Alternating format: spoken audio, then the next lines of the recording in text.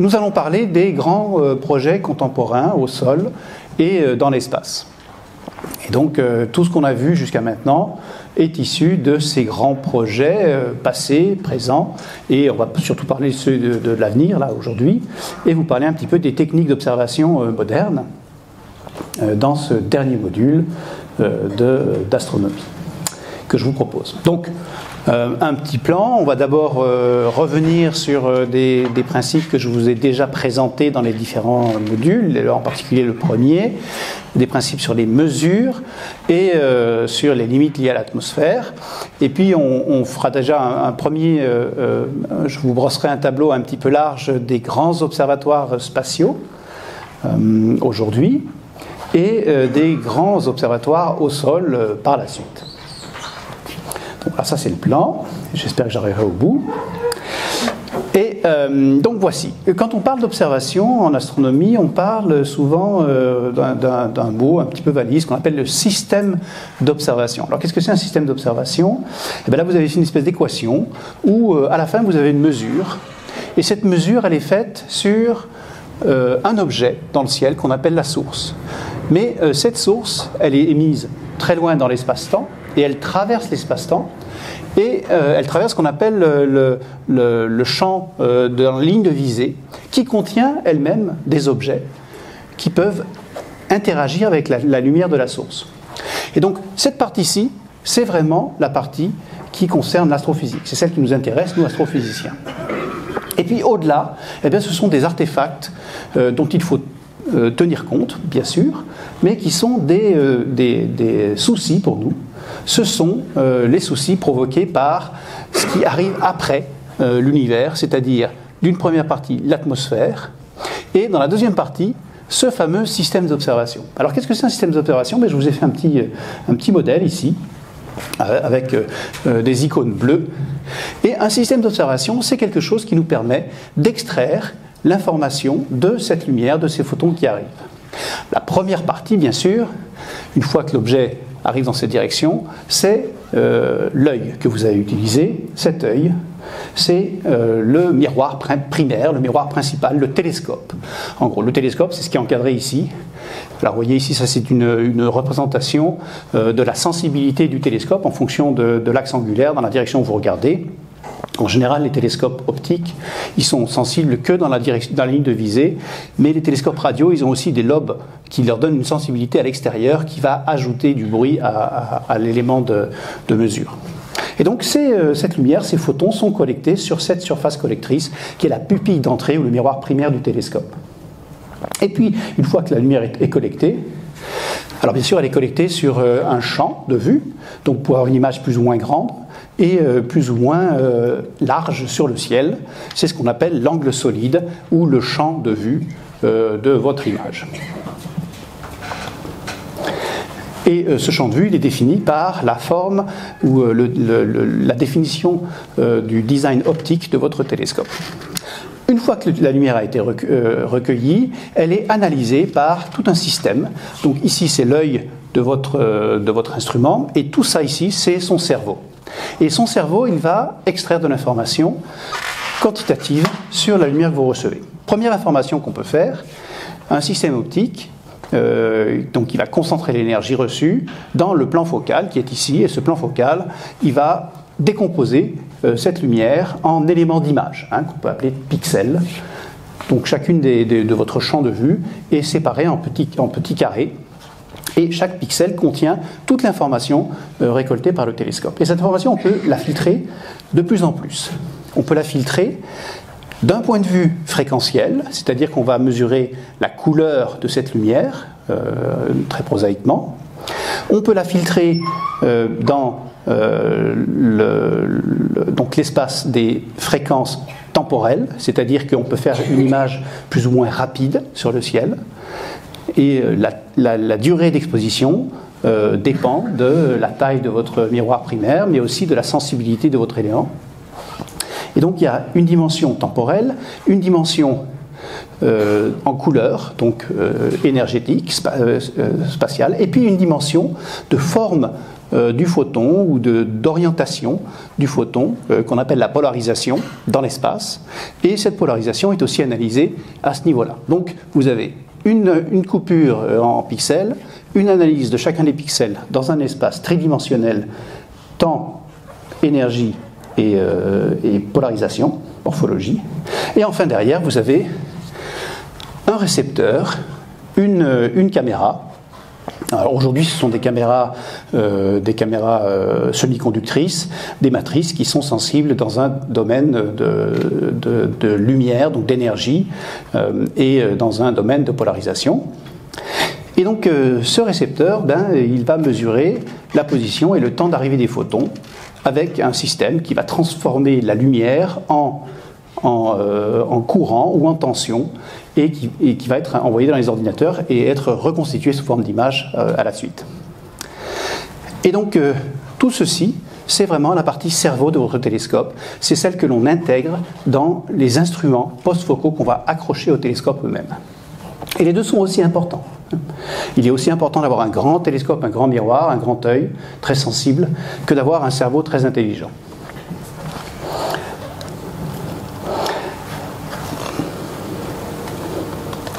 Alors aujourd'hui, où en est-on? Alors je vous ai déjà présenté cette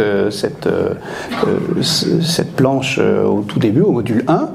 Vous avez ici deux images. Une image qui vous montre l'évolution de la taille des yeux, donc des astronomes, des grands télescopes, avec le temps, entre le tout début de l'astronomie, astronomie observationnelle avec Galilée, et avec les plus grands projets aujourd'hui, dont le ELT, vous voyez, il y a un facteur 10 000 en augmentation de taille des télescopes. Donc on a des télescopes 10 fois plus grands, 10 000 fois plus grands aujourd'hui en surface. Et vous avez en bas un certain nombre de télescopes qu'on va étudier un petit peu plus dans ce module, et en particulier les télescopes européens, le VLT, le télescope extrêmement large qui est en train d'être construit, et les autres télescopes ici qui sont encore en projet. Et donc vous avez ici la taille des télescopes, et ici vous avez un ajout sur le type de détecteur qu'on met, donc le cerveau qu'on utilise dans les télescopes, qui eux aussi ont fait des progrès. Et vous voyez que si la taille des télescopes a augmenté d'un facteur 10 000, la sensibilité par rapport à notre œil, elle a augmenté d'un facteur 100 millions. Et donc on est 100 millions de fois plus efficace aujourd'hui par pixel sur le ciel que l'on était au début de la science, de la science astronomique. Et donc ces deux facteurs font qu'on est extrêmement puissant. Malgré tout, on a un souci, c'est qu'entre nous et l'espace, il y a l'atmosphère. Et cette atmosphère, elle absorbe une partie de la lumière, et elle est elle-même un objet qui émet de la lumière dans certaines longueurs d'onde. Et vous avez ici une courbe qui vous montre la transparence du ciel en fonction de l'énergie, de la couleur des objets. À partir des énergies les plus élevées, ici on a des rayons gamma, jusqu'aux énergies les plus faibles, le radio. Et vous voyez que quand la surface est grisée, on a une transparence complète. Et vous voyez que la seule transparente qui existe vraiment, c'est dans le visible et un petit peu dans le radio. Tout le reste est pratiquement bloqué à nos télescopes depuis le sol. Malgré tout, et vous avez ici la reproduction de notre accès à la sensibilité temporelle, spatiale et en couleur, spectrale, dont je vous ai parlé au tout début, en fonction du temps. Donc les zones les plus sombres sont les plus anciennes, les zones les plus claires sont les plus récentes. Et vous voyez que dans l'intervalle à la fois temporel, spatial et énergétique, aujourd'hui, en 2000, le graphique date de 2000, 1999, on a accès à peu près toutes les fréquences temporelles, spatiales et énergétiques dans notre univers, depuis le sol et surtout depuis l'espace. Donc c'est la combinaison des deux techniques, des observations spatiales et des observations au sol, qui nous donne accès à peu près toute cette fenêtre électromagnétique. C'est pas moi. Alors on a ici un autre aspect du problème terrestre qu'on appelle la turbulence atmosphérique, et j'y reviendrai.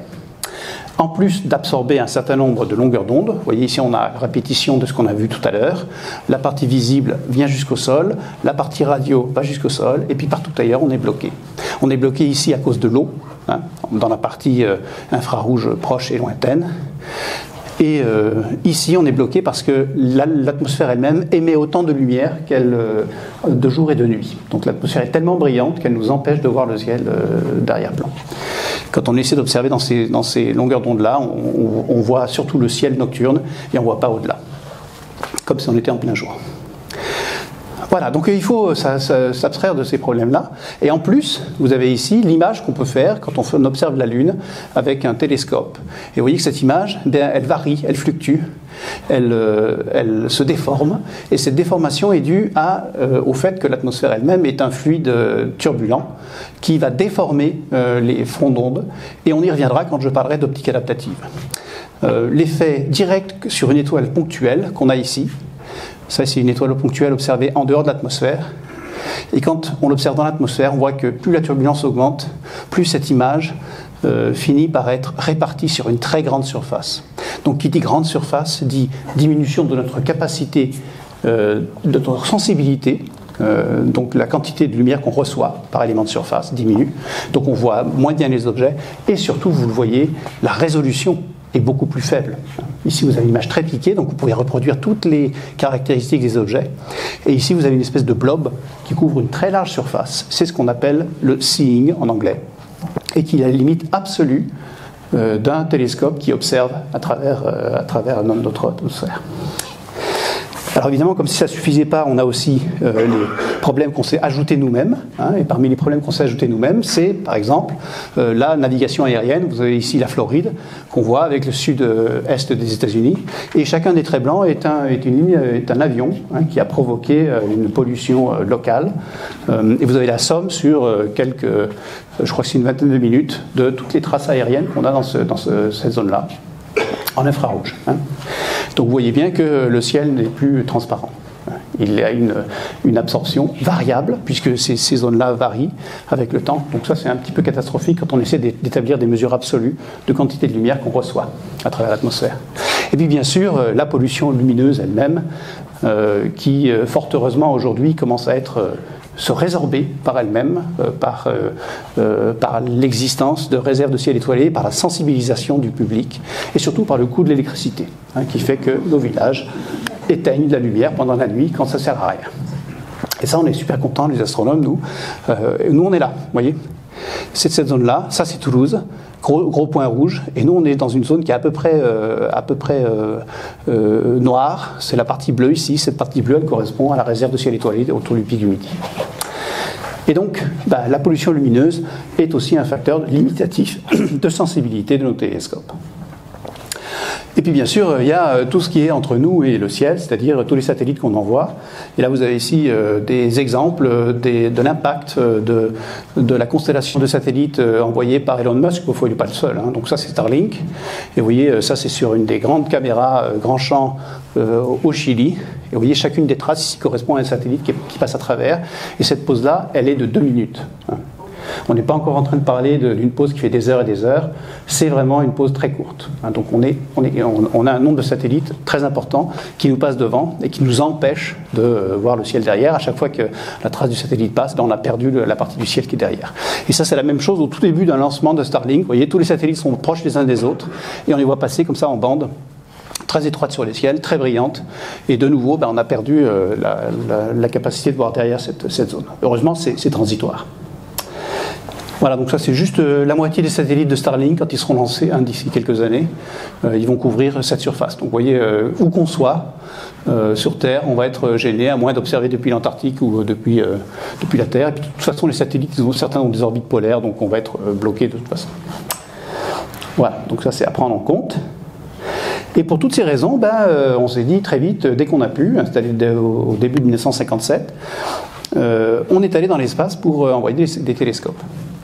Alors je ne vais pas faire, ce serait vraiment très ennuyeux pour vous et pour moi aussi, je ne vais pas vous brosser la totalité des missions qui ont été envoyées, il y en a une centaine, mais j'ai isolé dans chaque domaine énergétique des missions emblématiques qui ont apporté une connaissance particulière, et je l'ai fait dans le sens de l'énergie de la lumière. Donc on part de l'énergie la plus basse si on augmente vers l'énergie la plus élevée, entre le radio, l'infrarouge lointain, l'infrarouge proche, l'ultraviolet visible et infrarouge proche, ultraviolet extrême, rayon X et rayon gamma. Et j'ai isolé un certain nombre de missions en vous donnant les résultats principaux de ces missions-là. Donc allons-y. La première mission, c'est la mission, l'émission dans le radio très lointain qu'on appelle le centimétrique, donc à 1 cm. Cette zone de l'univers nous donne accès, vous vous souvenez, on l'a vu dans le module cosmologie, aux toutes premières lumières qui ont été émises dans l'univers quand il avait 340 000 ans, ce qu'on appelle le fond de rayonnement cosmologique. Et donc quand on s'est aperçu en 1968 que ce rayonnement existait, l'atmosphère brillait beaucoup dans cette zone-là, et donc il fallait aller dans l'espace pour pouvoir voir ces éléments. Et on a commencé à construire des satellites. Le satellite le plus important, je dirais, du XXe siècle, c'est COBE. On n'en a pas beaucoup entendu parler, nous, mais le Cosmic Background Explorer, qui a été lancé en 1990, il a fait la première image du fond de rayonnement cosmologique, et c'est là où on s'est aperçu qu'on vivait vraiment dans un univers exceptionnellement homogène à ses débuts. Vous voyez, c'est l'image qu'on a. Alors ça, c'est l'image de la Terre qui bouge à travers l'espace-temps dans ce fond de rayonnement cosmologique, et donc elle s'approche de la zone qui est bleue, donc c'est la lumière bleuie, et elle s'éloigne de la zone qui est rouge, sachant que ce fond de rayonnement, il est immobile par rapport à nous, on bouge par rapport à eux. Donc si on se met dans la même vitesse que ce fond de rayonnement, on voit ceci. On voit ceci, et surtout, on voit les éléments qui sont devant nous, c'est-à-dire la partie rouge ici, c'est notre propre galaxie, qui, pour l'observation de ce fond de rayonnement cosmologique, est un contaminant. C'est devant ce qu'on a envie d'observer. Nous, on observe une lumière qui est très lointaine, très froide, donc on doit éliminer toutes ces zones de contamination. Et en bout de ligne, on obtient ça. C'est-à-dire on obtient des zones un peu plus froides, des zones un peu plus chaudes, et la hauteur de ces zones, le contraste de densité, vous vous en souvenez, c'est vraiment très très très faible. L'univers est pratiquement homogène. Pas complètement, mais chacune des zones ici correspond aux zones de création des amas de galaxies dans notre univers, en 13 milliards d'années. Première observation de COBE, puis ensuite on a essayé d'augmenter la résolution, puisque plus on a de résolution, plus c'est facile. Et donc les missions enfants, WMAP et Planck, sont arrivées à 10 ans d'intervalle à peu près, après la première mission. Et vous voyez que la seule différence entre la première zone ici, hormis le codage couleur qui n'a pas d'importance, c'est la résolution de chacune des images. On augmente en résolution. Et la science, c'est ça, c'est d'augmenter la résolution avec le temps. Et donc WMAP a une résolution beaucoup plus élevée que COBE, et Planck a une résolution beaucoup plus élevée que WMAP. Et aujourd'hui, cette image de l'univers nous permet de reconstituer l'évolution de la matière dans l'espace-temps sur 13 milliards d'années grâce à ces conditions initiales qui sont absolument merveilleusement établies par Planck. En 2018. Donc vous voyez, c'est quand même relativement récent. Il n'y a pas encore de mission préparée pour le futur dans le cadre de Planck. Planck a donné vraiment une mesure très propre. On s'éloigne du radio et on entre dans le domaine de l'infrarouge très lointain, qui est un domaine complètement bloqué par l'atmosphère. L'atmosphère, je vous le disais, est aussi brillante le jour et la nuit, donc on ne peut pas observer.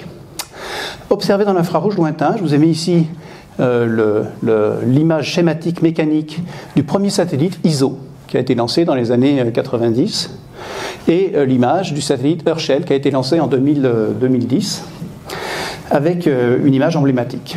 Alors pour pouvoir observer dans l'infrarouge lointain, il faut refroidir le satellite et la totalité de l'observatoire dans un cryostat à une température d'hélium liquide, c'est-à-dire environ moins 270 degrés.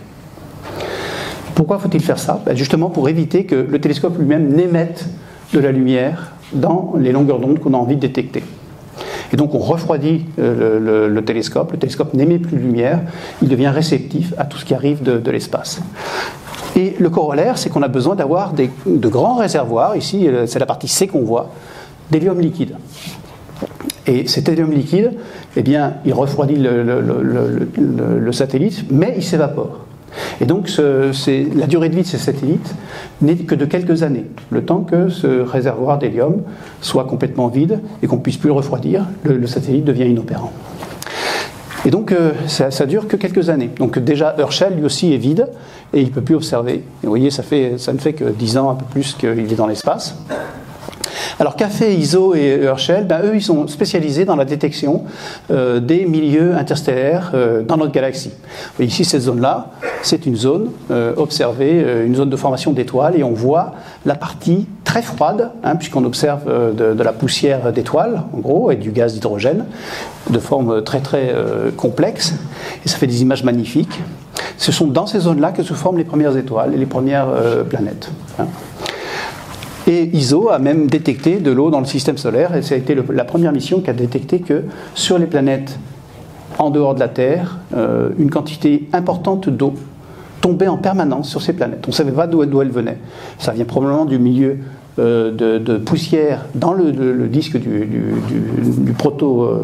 dans le disque de rotation du Soleil. Il y a des molécules d'eau qui tombent sur les planètes du système solaire, et c'est pas négligeable, c'est quelques kilos par seconde sur toutes ces grandes planètes. Et puis bien sûr, toutes les mesures de la poussière dans l'univers qui absorbent en lumière visible, mais qui réémettent en infrarouge lointain. Et puis ici, vous avez une image qui est un petit peu emblématique. On ne voit pas grand-chose, on a l'impression que c'est du bruit. Mais en réalité, c'est une image extrêmement profonde de notre univers, entre nous et le début de l'univers. Chacun des points ici est une galaxie. Et c'est une galaxie vue par l'émission de la poussière contenue dans cette galaxie. Cette zone du ciel, quand on l'observe en visible, il n'y a rien. C'est noir. On ne voit rien du tout. On prend une image très profonde avec une lumière infrarouge et on commence à voir des galaxies qui émettent à moins 200 degrés. Dans le milieu interstellaire, on voit la poussière de ces galaxies qui est émise. Voici ce qu'on voit ici. Et donc ce satellite Herschel nous a permis de faire les premières mesures de la quantité d'étoiles produites en raison de l'émission de la poussière. On calcule combien d'étoiles on produit la poussière qu'on voit, et ça nous donne une mesure très précise de la quantité d'étoiles produites dans l'univers. Et on s'est aperçu que dans le passé, on émettait beaucoup plus d'étoiles qu'aujourd'hui. Une des premières mesures de l'évolution de la formation d'étoiles et de la remarque que les étoiles aujourd'hui ont arrêté d'être formées dans notre univers aujourd'hui. On continue les télescopes spatiaux et les sondes spatiales dans le domaine infrarouge. Alors ça, c'est un domaine qui est beaucoup plus facile à utiliser et beaucoup plus proche de nous. Et donc on ne va pas envoyer un satellite parce que l'atmosphère nous ennuie, enfin en tout cas pas pour la partie absorption de la lumière qui est transmise, mais en raison de la résolution. Comme pour le visible, on va envoyer un satellite pour deux raisons. La première, c'est que l'atmosphère nous empêche de voir ce qu'il y a derrière. Et la deuxième, c'est qu'on peut obtenir une bien meilleure résolution en envoyant un satellite dans l'espace en raison de la turbulence atmosphérique. C'est pour la deuxième raison qu'on envoie des satellites en infrarouge et en visible. Et donc vous avez ici deux satellites qui ont été envoyés dans les années 80 et 2000, qu'on appelle IRAS et Spitzer. Et donc ces satellites, eh bien, ils avaient des imageurs, ils ont fait des images magnifiques, et ils nous ont montré à la fois la poussière un peu plus chaude que Herschel, et aussi tous les objets en train de former des étoiles. Donc là, vous avez quelques images emblématiques. Vous avez ici notre système solaire, observé par Spitzer, et vous voyez ici que c'est Saturne, la planète. Et oui, cette zone-là, ici, cette bande-là, c'est une zone d'émission de la poussière dans le plan du système solaire, qu'on appelle la lumière zodiacale, qui est émise et que l'on voit très très bien ici, dans la partie externe. Et vous voyez qu'il y a un anneau énorme de poussière, complètement invisible à la lumière normale, qui apparaît dans cette partie-là. Probablement que l'eau que l'on observe avec ISO provient de cette bande de poussière dans le système solaire. Ça ici, c'est ce qu'on appelle une nébuleuse planétaire. C'est la nébuleuse Helix, un objet emblématique que l'on voit ici en infrarouge à deux longueurs d'onde différentes. Au centre en rouge, c'est une longueur d'onde qui est un petit peu plus élevée, donc qui est bloquée par notre propre atmosphère, que Spitzer pouvait observer. Et en bleu, c'est aussi de la lumière infrarouge qui est émise par la poussière qui est un peu plus chaude. Et ce qu'on voit ici, c'est une atmosphère d'étoiles mortes qui a été expulsée, qu'on appelle une nébuleuse planétaire. Et donc c'est toute la partie de poussière émise Donc c'est le milieu interstellaire qui est enrichi par la poussière qui a été rejetée au moment de la mort de l'étoile. C'est ça qu'on voit ici. Et on en voit donc toute la complexité et toute la richesse. Et donc on peut mesurer à la fois la densité de ces zones, la quantité de poussière associée à la mort d'une étoile, en fonction de sa masse, et faire des études un petit peu statistiques sur comment meurent les étoiles. Et vous avez ici l'autre opposé du spectre, la naissance des étoiles, donc une zone de formation d'étoiles où on voit principalement de l'hydrogène et de la poussière associée au milieu interstellaire qui a été enrichie par la mort des générations d'étoiles précédentes. Donc toute cette zone-là, tout ça c'est la partie qu'on ne verrait pas en lumière visible, hein, on ne la voit que parce qu'elle est émise en infrarouge. Et donc tout ça ici, ça nous montre la richesse du développement et de la complexité physique du milieu interstellaire où se forment les étoiles. Donc voilà la contribution des satellites en infrarouge. Et on arrive bien sûr dans la partie visible et très proche infrarouge. Donc là de nouveau, on envoie un satellite pour la résolution et pour la sensibilité dans les domaines visibles et infrarouges. Et on a ici deux zones de formation d'étoiles. Donc ici, le télescope Hubble, hein, que tout le monde connaît, qui a observé pendant une 30, même voire 40 ans maintenant, et qui est en train tout doucement de mourir, et qui a été remplacé par ce nouveau télescope qu'on appelle le télescope James Webb Space Telescope en 2021. Et puis ici, un satellite qui vient juste d'être lancé, qui est observé aussi dans le visible, dont je vous ai parlé, sur lequel je suis très impliqué, hein, puisque c'est un satellite de cosmologie. Et donc ici, que voit-on? Eh ben, on voit de nouveau la raison pour laquelle on envoie des satellites dans l'espace. Ce qu'on appelle les Pillar of Gods, il s'agit d'une zone de formation d'étoiles M16, Messier 16, ou la nébuleuse de l'aigle, parce que vous voyez, ça a la forme d'une tête d'aigle ici. Et vous avez l'image faite par le télescope Hubble qui était déjà miraculeusement résolu dans les années 90. Et on voit la nouvelle image qui a été faite par le télescope James Webb. Et puis je ferai un zoom dans la prochaine planche pour vous montrer un petit peu pourquoi on continue d'envoyer des satellites aujourd'hui, même si on a des très belles images depuis bientôt 30 ans. Et ici, dans cette deuxième partie, on a des images faites avec ce satellite Euclide qui lui ne s'intéresse pas trop au milieu local. Vous avez ici la nébuleuse de la tête de cheval qui a été faite juste pour montrer qu'il marchait bien. En fait, lui s'intéresse aux étoiles et aux galaxies externes à notre propre galaxie, et il va faire la cosmologie et l'étude de la déformation spatio-temporelle de ces galaxies sur l'arrière-plan par effet de l'antigravitationnel et reconstituer la structure tridimensionnelle de la matière sombre dans l'univers. Je vous en ai parlé au dernier module. Et donc ce satellite-là, il n'a pas encore donné des résultats à part de belles images, hein, parce qu'il va couvrir la totalité du ciel, 15 000 degrés carrés. Et on a besoin de ces 15 000 degrés carrés pour pouvoir faire cette analyse. Et donc celui-ci, il va faire des images beaucoup moins résolues et beaucoup moins profondes que James Webb et Hubble, mais il va le faire sur la totalité du ciel visible, alors que Hubble et James Webb, dans toutes les années d'existence, nous pourrons observer qu'en tout, entre 20 et 50 degrés carrés sur le ciel. Vous voyez, 100 degrés carrés d'un côté, 15 000 de l'autre. Ce sont des expériences différentes. Alors pourquoi envoie-t-on des satellites? Vous avez ici l'image agrandie, observée par James Webb, de ce qu'on appelle les piliers de Dieu, hein, the Pillar of God en anglais. Et vous voyez, ça c'est l'image d'HST, donc du télescope Hubble. Ça c'est l'image de James Webb. Et on remarque deux choses. La première, c'est que cette image-là, on voit les étoiles d'arrière-plan. Ici, on ne les voit pas. Voyez. La deuxième, c'est que la résolution est beaucoup plus importante ici que ici. Donc on a gagné à la fois en résolution et en sensibilité, et on n'observe pas tout à fait dans la même longueur d'onde. Cette longueur d'onde-là, on a l'impression qu'on voit à travers la nébuleuse, alors qu'ici, elle est plus opaque. Tout simplement parce que ça a été observé en lumière visible. Donc la poussière, elle absorbe la lumière, elle ne l'émet pas.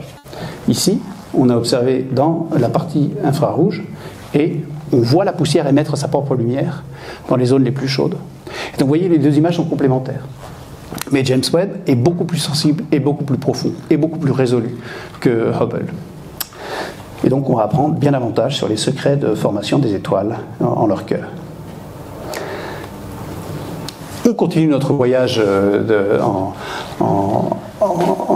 augmentation de densité. On arrive ici dans le milieu ultraviolet. Et le milieu ultraviolet, eh bien, il est un petit peu victime des modes.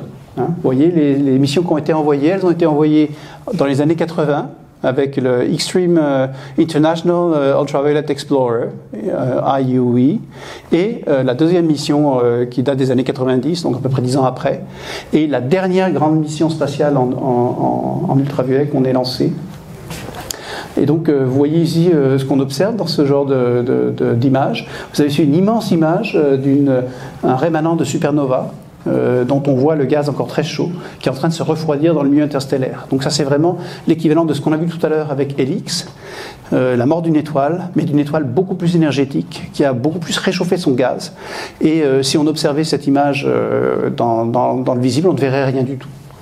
Et donc on voit cette fluorescence du gaz qui contient une partie de l'énergie mécanique qui a été transférée de l'étoile vers le milieu interstellaire. Et c'est vraiment ce type d'explosion qui enrichit complètement le milieu interstellaire en atomes très lourds.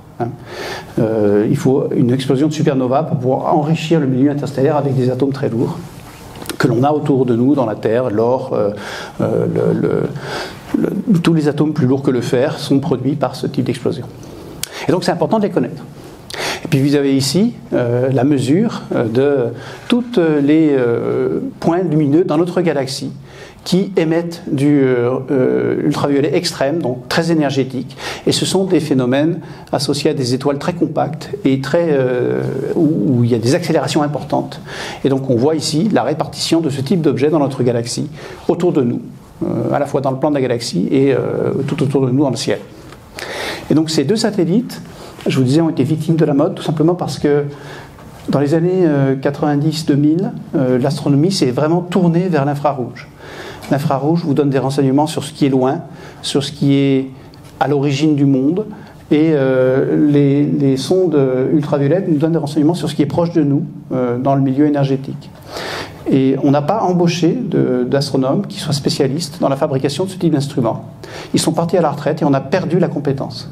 Aujourd'hui, si on voulait construire une mission spatiale UV, il faudrait tout recommencer à partir de zéro, parce qu'on n'a plus aucune compétence. Tous les gens sont partis à la retraite. Toutes les compétences sont investies dans le milieu infrarouge. Donc vous voyez, la science est aussi impactée par la mode en son sein. Tous les astronomes, et j'en fais partie, sont maintenant spécialistes plutôt du domaine infrarouge et plus du tout du domaine ultraviolet. Pas parce qu'il n'y a pas des choses intéressantes à découvrir, mais tout simplement parce qu'on ne peut pas mettre les efforts partout. Et que tout a été investi du côté infrarouge. On avance un petit peu. Alors là, de nouveau, il y a beaucoup de projets et d'aspects intéressants. On est entré dans le milieu X. Alors on envoie un satellite dans le milieu X parce que l'atmosphère bloque complètement la lumière du milieu X. Donc si on veut connaître, il faut envoyer un satellite, on n'a pas le choix. Et tout au début, les premiers satellites qui ont été envoyés au début de l'ère spatiale, vous voyez, on est en 1970, ce satellite Ururu. Vous avez ici Marjorie Towson, qui est une des très très grandes spécialistes de ce domaine. Vous voyez, il y avait des femmes aussi en sciences depuis toujours. Quand on vous dit, ouais, les femmes, il n'y en a pas, c'est pas vrai. Il y a des femmes depuis toujours, et elles sont depuis toujours responsables de choses importantes. Et donc, Ururu, premier satellite, a découvert les binaires X. Alors ça, c'est pas une observation, c'est un modèle associé à une observation qu'on fait dans le X de ces images. Les miroirs X, ce sont des miroirs très spéciaux. Je vous en ai mis un ici, c'est le miroir de XMM. Et vous voyez, ce sont des cylindres concentriques qui permettent de focaliser la lumière X, contrairement aux miroirs optiques qui sont tout plats et qui renvoient la lumière en rebondissant. Les rayons X, quand on les observe comme ça, ils traversent le miroir et ils ne sont pas rebondis, on ne peut pas les récupérer. Pour pouvoir les focaliser, les récupérer, on est obligé d'avoir des miroirs qui sont très longs, sous forme de cylindres, et qui sont un ensemble de cylindres concentriques qui vont, de façon rasante, faire dévier les rayons X dans la direction qu'on veut, donc focaliser la lumière. C'est une caractéristique des satellites X. C'est pour ça qu'ils sont très très longs ici, parce qu'ils ont besoin de très longues longueurs focales pour pouvoir focaliser les rayons. Et donc, Ururu, Chandra et XMM ont tous les deux été lancés à la fin des années 90. Chandra plutôt dans l'imagerie, donc c'est Chandra qui a fait toutes ces magnifiques images ici de zones. Alors à la fois l'explosion de supernova, celle-ci elle a eu lieu il y a 800 ans, vous voyez, ça commence à être pas mal.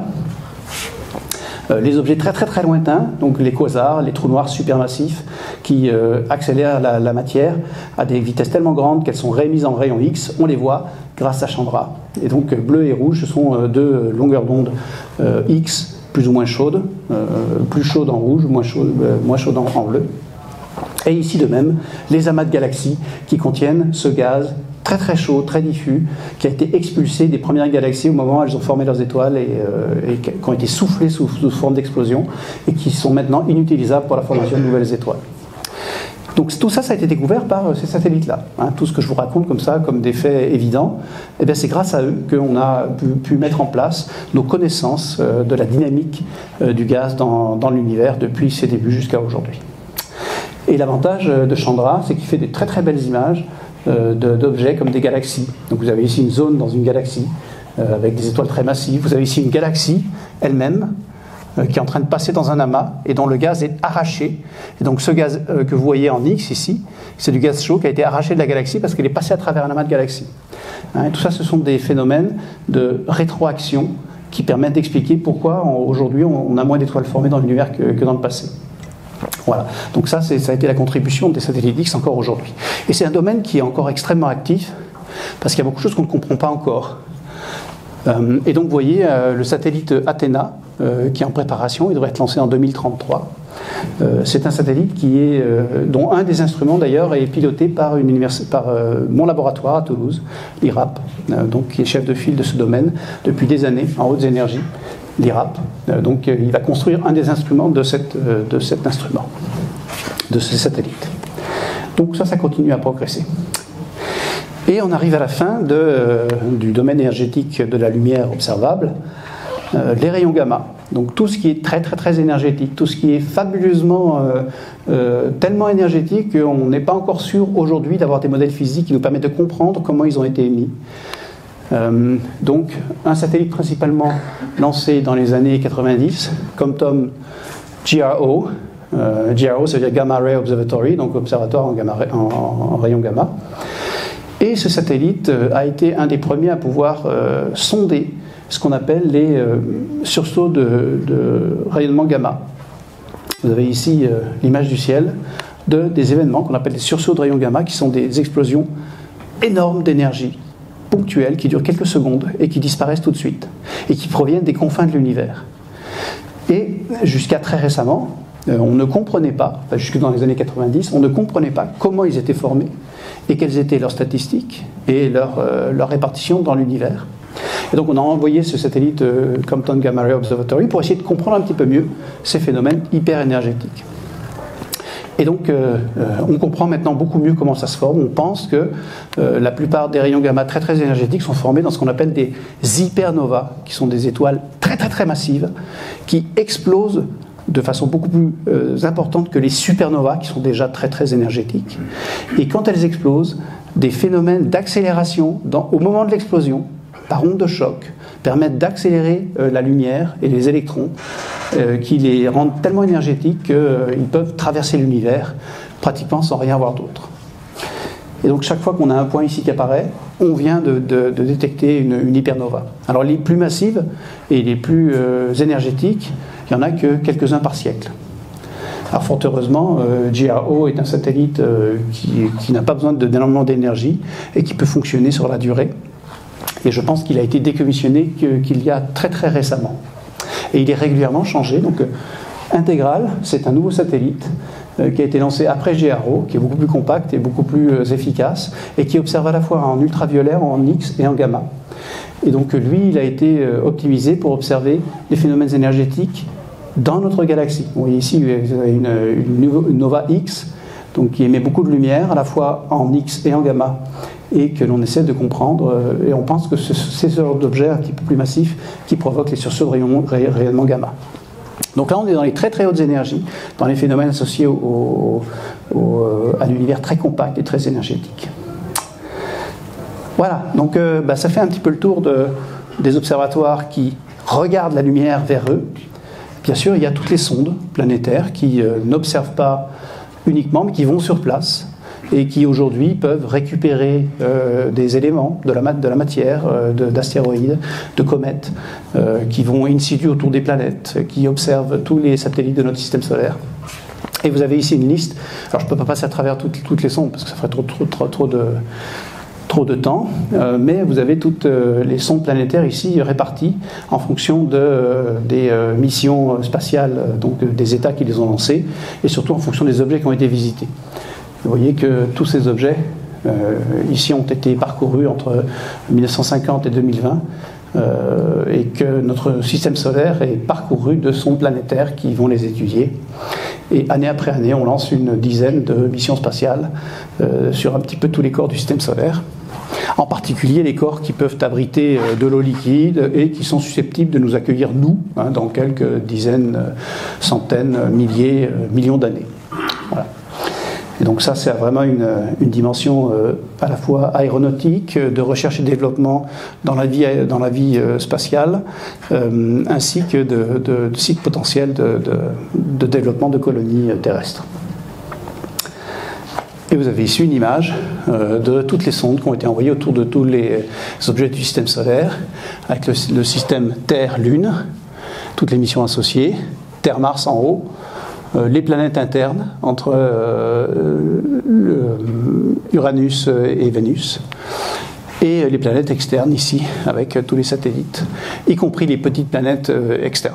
Voilà, et donc vous avez une petite vue globale des missions.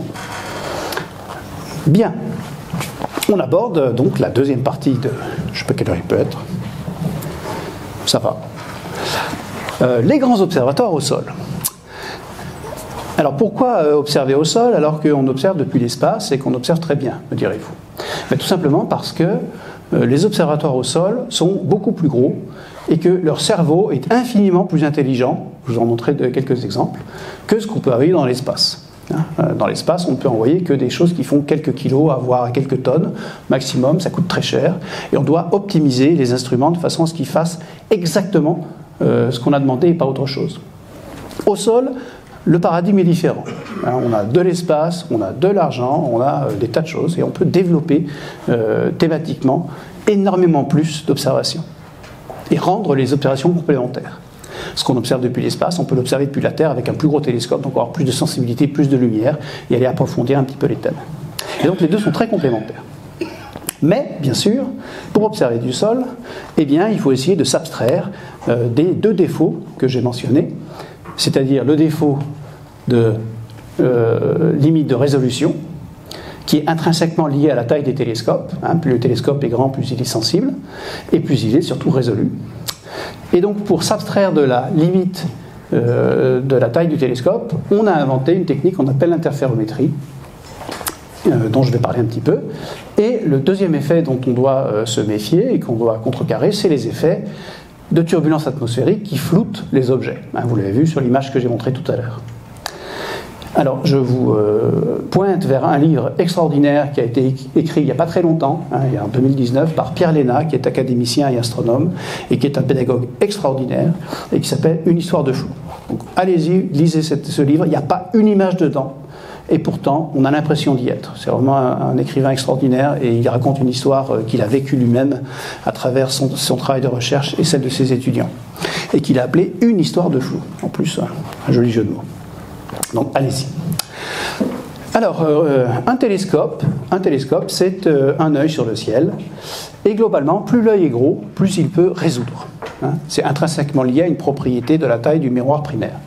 Donc, vous voyez, un petit miroir, un petit télescope, le miroir primaire, il est là, qui observe une étoile double. Si jamais il est trop petit, il va voir qu'une espèce de gros blob, et il ne va pas résoudre l'objet. Sa résolution, sa limite de résolution est plus grande. Plus on augmente la taille, plus on est capable de résoudre les objets. Et vous voyez, un grand télescope va être capable de résoudre complètement, donc d'augmenter la résolution. Et donc, plus on construit un grand télescope, plus on voit d'objets fins, si on s'abstrait de l'atmosphère. Le problème, c'est que construire un gros télescope, ça devient vite très très limité. On atteint très vite les limites mécaniques des télescopes, et on ne peut pas aller au-delà d'une certaine taille.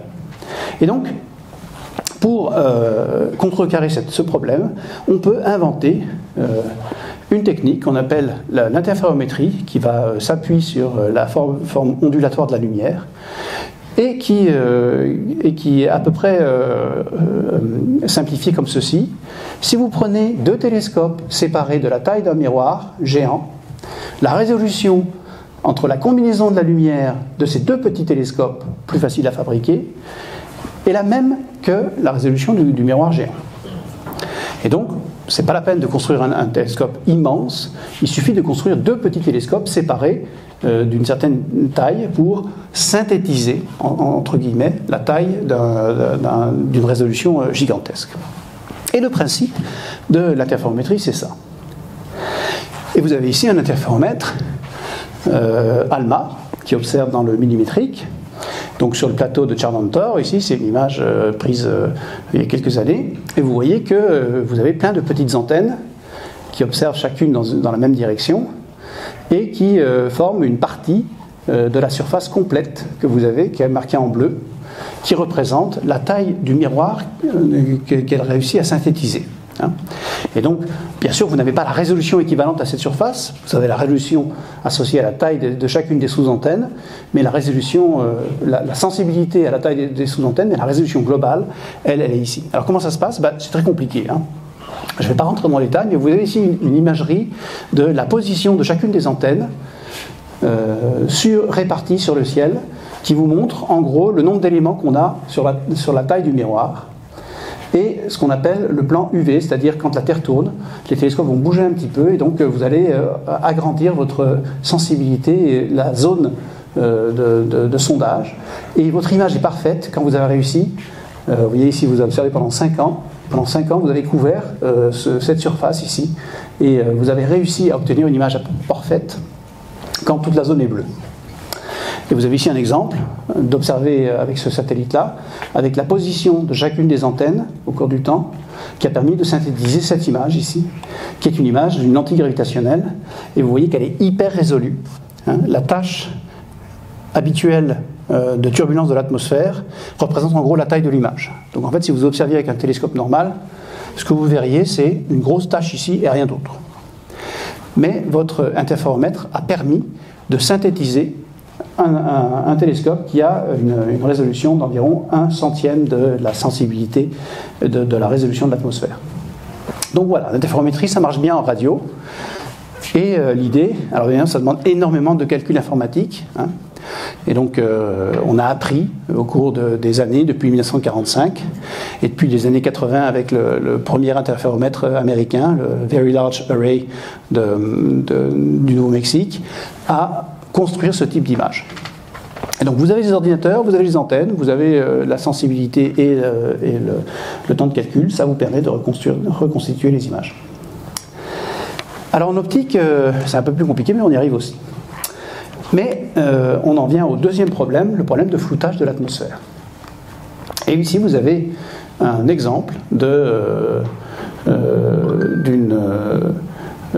objet qui vous montre ce que l'on fait quand on corrige des effets atmosphériques. Je ne me souviens plus si c'est une...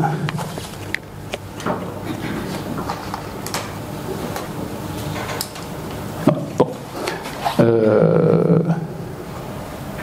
Donc vous avez ici un télescope qui observe cette étoile, là-haut, ce champ d'étoiles, et que l'on veut équiper d'un système qui va corriger les turbulences atmosphériques. Alors comment fait-on ? Bien, si la lumière arrive et est transmise au détecteur sans aucune modification, vous avez cette image-ci, qui est l'image avec la résolution normale de votre télescope à cause de l'atmosphère. Et puis ici, vous avez l'image théorique de votre télescope sans atmosphère. Vous voyez qu'elle est beaucoup plus piquée et on voit beaucoup plus d'étoiles. Donc on veut arriver à ça. Et comment fait-on ? Eh bien, quand le front d'onde de l'étoile passe à travers la turbulence atmosphérique, il passe de plat à une espèce de surface de lac avec des vagues, et donc il est très bruité. On n'a plus un plan, mais on a cette surface de vagues.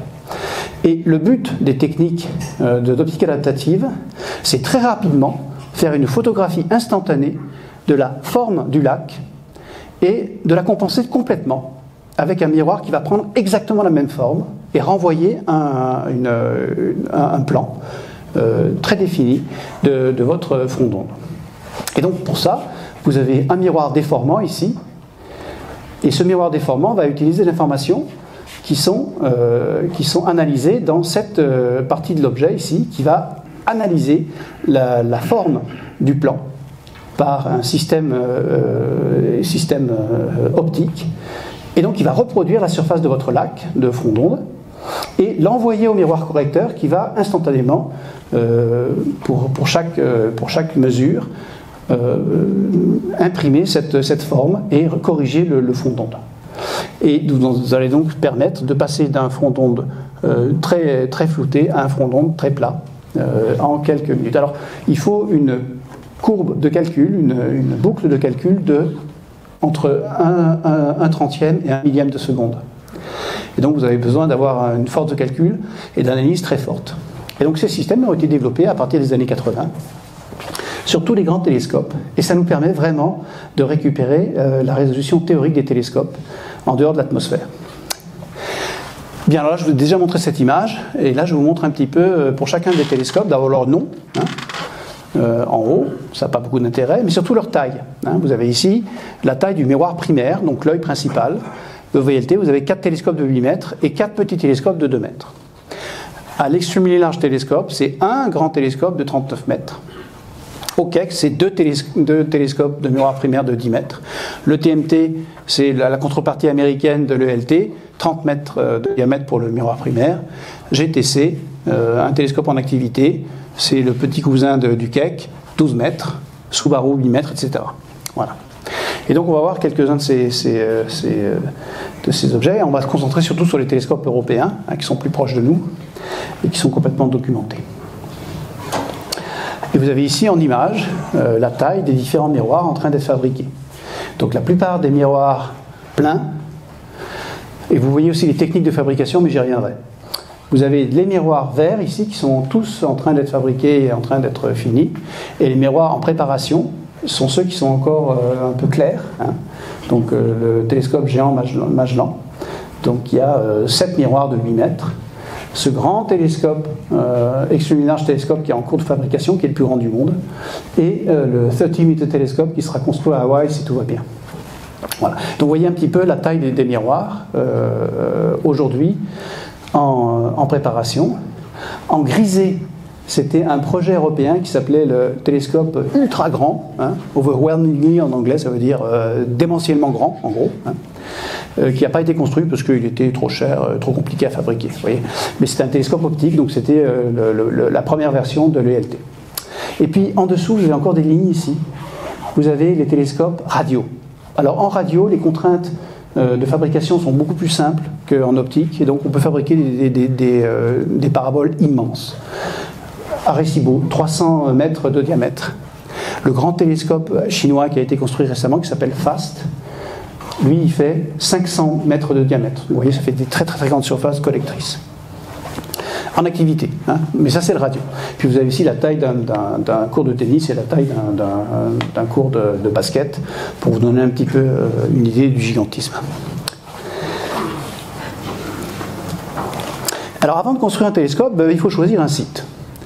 Et je vous l'ai dit, l'atmosphère est un des principaux facteurs contraignant l'observation depuis la Terre. Et donc, depuis la fin des années 80, avant de choisir un site d'observation, on commence par voir quelle est sa qualité intrinsèque dans le ciel, ce qu'on appelle des campagnes d'analyse. Et vous avez ici, en gros, les 4 grands sites d'observation modernes, très développés dans le cas du Chili. Ça ici, c'est Chili. Chaque point jaune ici correspond à un site d'observation moderne. Et vous avez en rouge les îles proches.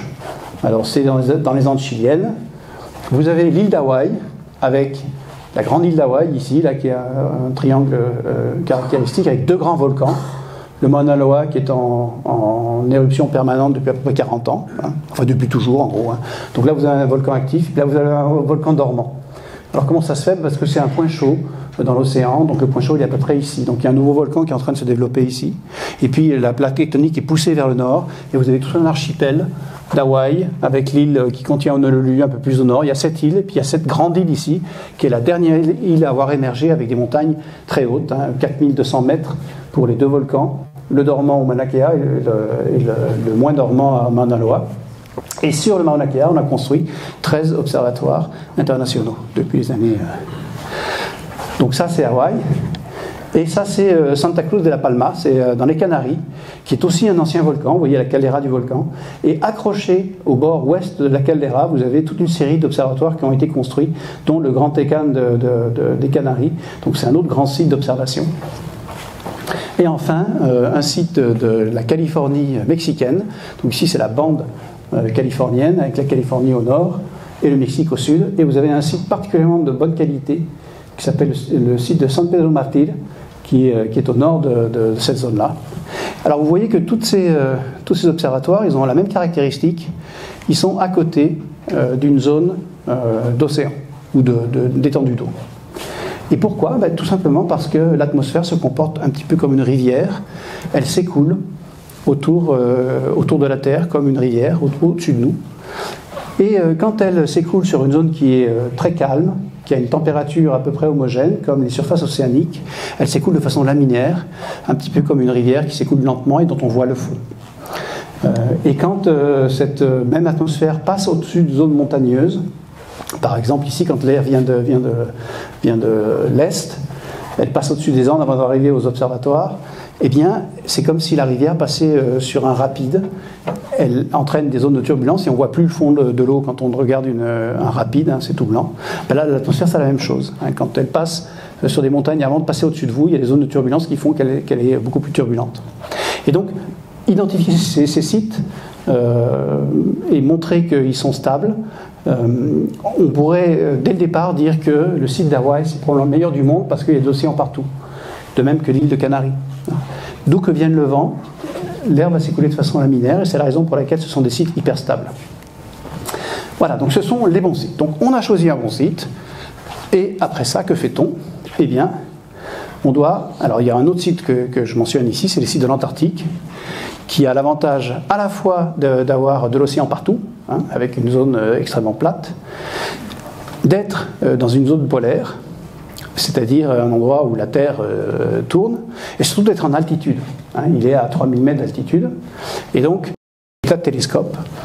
Ici, on est dans la stratosphère, c'est-à-dire qu'on est très très au-dessus des zones turbulentes de l'atmosphère, et on est quasiment dans un site parfait, presque spatial. L'Antarctique est extrêmement froid, et donc la quantité d'eau précipitable au-dessus des télescopes est très faible. Et donc c'est un site idéal pour faire des observations infrarouges. Quand on a envie de développer une technique, on va d'abord en Arctique avant d'envoyer un satellite dans l'espace, parce qu'on a toutes les conditions qui s'en approchent. Voilà, donc le site Concordia qui accueille des... Alors évidemment, le problème, c'est que moins 70 ou moins 80, c'est pas évident de développer des techniques qui fonctionnent bien, mais on y arrive et ça permet de tester des prototypes et des concepts. Voilà, le troisième grand site. Bien. Une fois qu'on a décidé du site, il faut qu'on se décide sur la technique que l'on va utiliser pour construire votre télescope. La partie la plus importante, bien sûr, c'est le miroir primaire. Plus il est grand, plus il est sensible. Et il existe aujourd'hui 3 grandes techniques pour fabriquer un miroir de télescope. La première, c'est la technique en nid d'abeille, que l'on va voir en premier. Puis ensuite, il y a la technique de miroir ménisque. Et enfin, il y a la technique des miroirs segmentés. Et vous voyez que toutes ces techniques sont encore aujourd'hui utilisées pour développer des télescopes. Elles ont chacun leurs avantages et leurs inconvénients. Et je vais y venir. Donc, première technique, le miroir en nid d'abeille. Alors, pourquoi c'est la technique la plus simple? Pas forcément à mettre en œuvre, mais en tout cas d'un point de vue optique.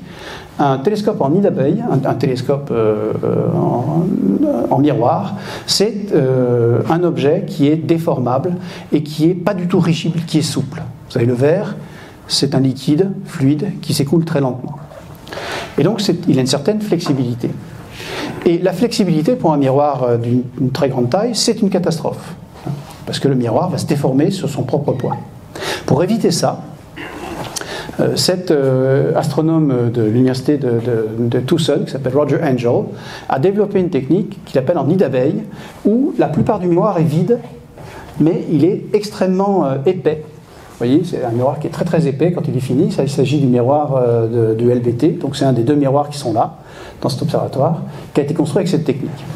Et que fait-on? Eh bien, on fabrique le miroir en économisant sur le polissage, en fabriquant un miroir que l'on va fondre dans un four qui tourne sur lui-même et pour laquelle la surface du miroir va prendre déjà une forme de paraboloïde pour des raisons de physique évidentes.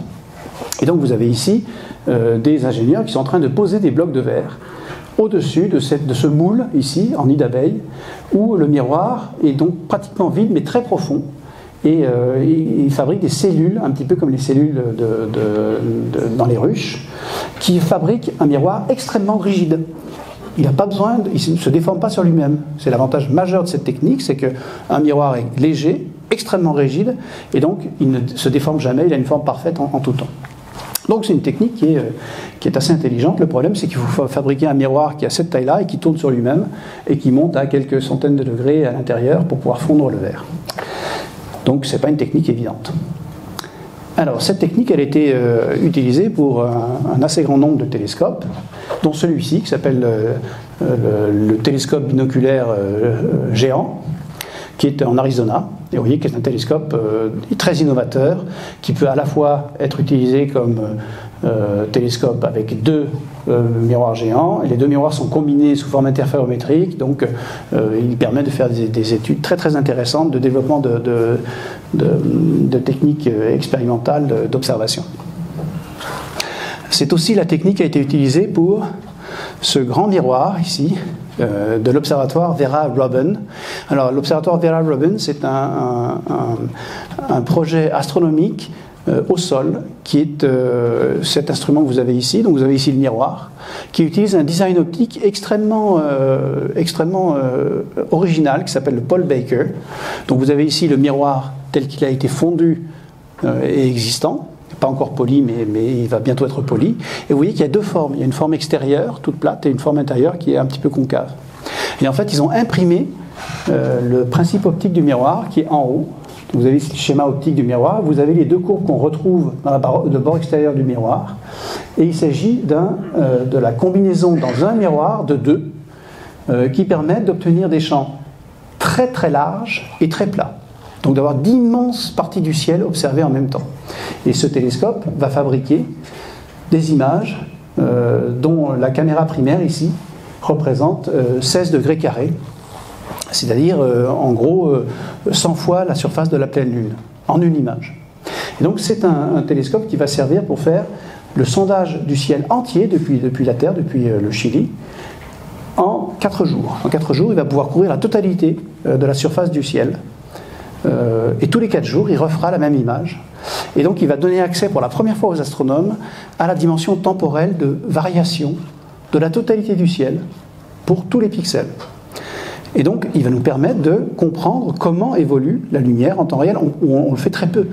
On n'a pas les outils qui nous permettent, ça va être le premier télescope qui nous permet de sonder la totalité du ciel de façon temporelle, très rapide, et de faire des études de l'évolution de la lumière des étoiles sur la totalité de notre galaxie et des galaxies dans l'univers. Donc c'est un projet très très intéressant qui utilise cette technique de nid d'abeille. Et puis il y a ce grand projet ici, où chacun des miroirs, je vous l'ai présenté, il fait 8 mètres de diamètre, et vous en avez 6 associés dans une gigantesque monture. Et chacun des miroirs est poli en fonction de sa position dans le télescope pour fabriquer un immense miroir, l'équivalent d'un miroir beaucoup plus grand, où chacun des sous-miroirs ici est une partie de la forme du miroir complet, ici. Donc ça c'est le Giant Magellan Telescope. Je crois qu'il y a une petite animation. Voilà, j'espère que ça va marcher. Je vais...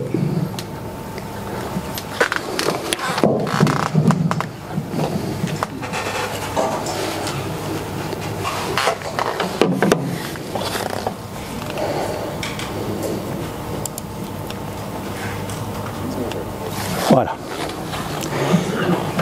Donc vous voyez ici les ingénieurs qui sont en train d'installer le verre sur ce miroir tournant.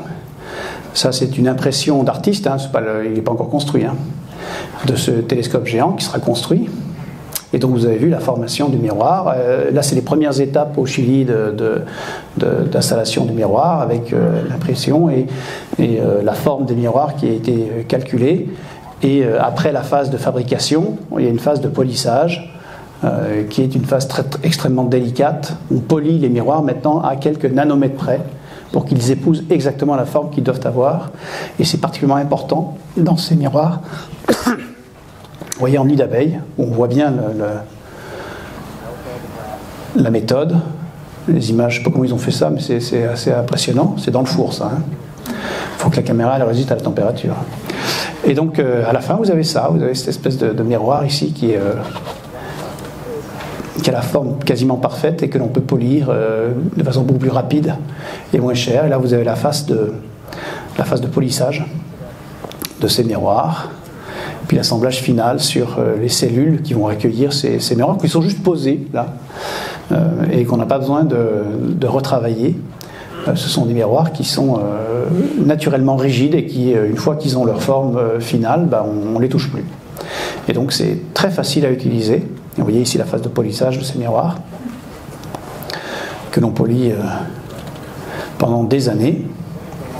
Mais cette phase est beaucoup plus courte dans ce miroir. Ouais, le seul problème, c'est que c'est un miroir qui est extrêmement épais, hein, qui peut faire 1 mètre d'épaisseur, même s'il est léger. Ça représente quand même un volume à déplacer. Et il faut faire voyager le miroir depuis le site de polissage en Arizona vers le site d'observation au Chili. Hein, donc ça fait quelques milliers de kilomètres. Et donc évidemment, toutes les techniques sont prototypales. Hein. La caisse qui va accueillir le miroir sur le porte-container qui a été fabriqué exprès pour ça. Le porte-container a été modifié exprès pour ça, pour pouvoir transporter ce type d'objet. Et là, vous voyez un modèle mécanique de fonctionnement avec le système d'optique adaptative et les étoiles laser. Voilà pour le GMT. Deuxième type de technique, les techniques de ménisque. Et vous avez ici le site du VLT, on y reviendra. Hein, il s'agit des grands télescopes européens qui a 4 télescopes de 8 mètres, ici répartis sur un sommet qui a été complètement arasé. Et la partie particulièrement innovante de cet observatoire, c'est pas sur les grands miroirs, mais c'est sur les petits que vous avez ici. Les 4 petits miroirs, les 4 petits télescopes, ce sont des télescopes interférométriques qui permettent de combiner la lumière des étoiles entre les 4 grands miroirs et les 4 petits miroirs dans un système de combinaison souterrain qu'on ne voit pas là, qui a été creusé dans le cœur de la montagne pour davantage de stabiliser et qui permet d'aller chercher la résolution interférométrique optique des objets. Ça a été le premier observatoire à pouvoir faire ce type d'analyse et encore celui qui est capable de le faire aujourd'hui. Et vous voyez donc une particularité des miroirs et des observatoires actuels, c'est que les coupoles ne sont plus du tout protectrices. Hein. On s'arrange pour qu'elles disparaissent. Et si vous regardez bien, vous avez des vantaux sur toute la surface qui peuvent s'ouvrir complètement et qui permettent à l'air de circuler. Et les portes s'ouvrent complètement, elles sont énormes et elles permettent à l'air de circuler. C'est comme si on n'avait pas de mur dans les grands miroirs. Pourquoi ? Parce qu'on s'est aperçu dans les années 80-90 que la grande partie de la turbulence que l'on observait sur les images des télescopes n'était pas due à la turbulence intrinsèque de l'atmosphère, mais était due à la turbulence dans le dôme. Parce que l'air ne circulait pas assez. Et donc, quand on s'est aperçu de ça, on a fait tout ce qu'on a pu pour supprimer les dômes autour des télescopes et permettre à l'air de circuler. Et donc, le VLT, comme tous les grands télescopes, celui du GMT, vous avez vu aussi, le dôme avait disparu. Tous les grands miroirs, aujourd'hui, laissent l'air circuler complètement. Alors, le problème, c'est qu'ils sont beaucoup plus sensibles au vent. Hein, et que la rançon d'une qualité d'image propre, c'est un temps d'utilisation plus court, puisque dès qu'il y a un peu de vent, on est obligé de protéger le télescope de façon beaucoup plus efficace que dans les miroirs plus anciens, comme ceux qu'on a au Pic du Midi. Alors, le miroir primaire du VLT, c'est un ménisque. Hein, c'est pas un honeycomb, c'est un miroir très fin, et donc très déformable. Et vous avez ici le schéma optique de ce miroir. Donc M1 ici c'est le miroir primaire, il fait 8,2 mètres. Et puis il a des miroirs secondaires qui permettent de focaliser la lumière et de la renvoyer dans un peu tous les foyers. Alors ce télescope, il a 4 endroits où on peut mettre des instruments. Un de chaque côté qu'on appelle les foyers Nasmyth. Donc le M4 ici n'existe pas toujours, il y a une plateforme qui permet d'installer un instrument de ce côté-ci et de ce côté-ci. C'est la plateforme qu'on voit ici, avec le faisceau qui arrive de là, et qui est renvoyé par le miroir tertiaire ici, de chaque côté. Et puis vous avez un faisceau qu'on appelle coudé, qui permet de renvoyer la lumière sous terre, dans un foyer coudé, qui permet de faire des analyses beaucoup plus importantes et beaucoup plus sensibles et raffinées, mais avec beaucoup moins de lumière, bien sûr, puisque à chaque réflexion, on perd un petit peu de lumière. Et donc c'est ce faisceau-là qu'on utilise pour l'interférométrie. Quand on va combiner la lumière de ce miroir avec les 4 autres grands miroirs, on va utiliser ce foyer coudé et on va combiner les faisceaux lumineux en souterrain. Et donc vous avez ici l'image de ce télescope ici qui a été construit dans les années 2000 et qui est encore aujourd'hui un des plus beaux télescopes du monde. Alors le problème, je vous le disais, c'est que vous voyez, un ménisque c'est très peu épais. Ça fait une vingtaine de centimètres pour 8 mètres de diamètre. Ça a la flexibilité d'une feuille de papier, d'un point de vue mécanique. Et donc quand vous prenez ce miroir-là et que vous l'inclinez, il va s'affaisser sur lui-même et il va se déformer complètement et il va perdre cette capacité à focaliser la lumière. Et donc pour pouvoir utiliser ce type de miroir, on est obligé d'ajouter des éléments qu'on appelle l'optique active derrière le miroir qui va permettre de soutenir la forme de miroir en permanence.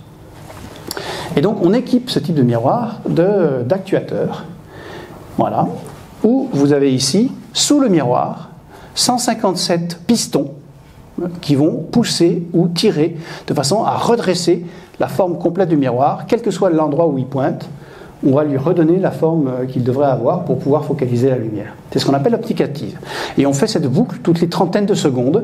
Toutes les trentaines de secondes, on recalcule quelle doit être la forme du miroir et on l'applique sur ces 157 actuateurs que vous avez ici, vus depuis en haut. Chacun des points ici est un piston avec 3 points qui permettent de reconstituer la forme du miroir en fonction de la forme des objets. Et c'est une boucle rétroactive. On va isoler une étoile à côté du champ qu'on regarde et on veut que l'étoile soit la plus piquée possible, la plus ronde possible et on va imprimer les mouvements sur ces 150 actuateurs pour avoir l'image la plus ronde possible. C'est ce qu'on appelle l'optique active. C'est pas la même chose que l'optique adaptative qui fait l'image sur toutes les millièmes de seconde sur l'image qui a traversé l'atmosphère. Ici, tout ce qu'on fait, c'est reproduire la forme du miroir et ça, on a besoin de faire ce calcul que toutes les trentaines de secondes. Et donc, c'est ce qu'on fait très bien. Dernière méthode de mesure des étoiles avec des miroirs, les miroirs segmentés.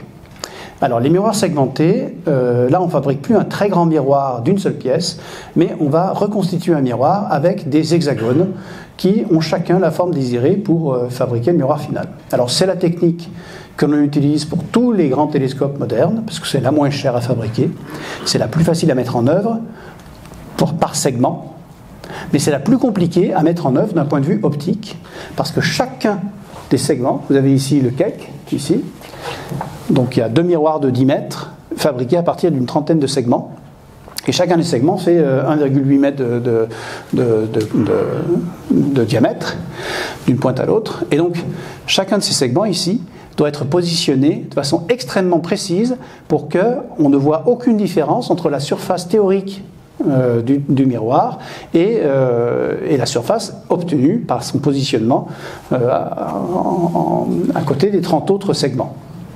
Donc vous avez ici le Keck qui a été construit dans les années 90, le Grand Tecan qui l'a suivi à peu près 10 ans après et qui est ici aux Canaries.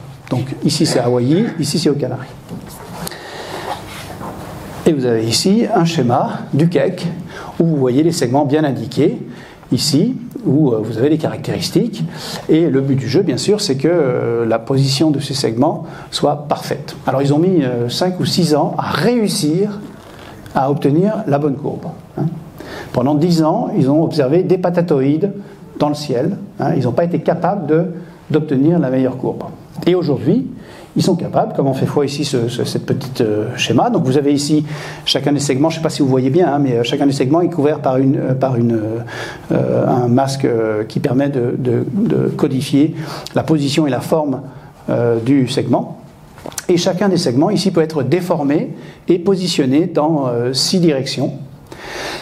Et ce que vous avez ici, c'est la différence entre la surface parfaite et la surface obtenue après optimisation de la surface par rapport à un hyperboloïde de révolution qui est la forme qu'il devrait avoir.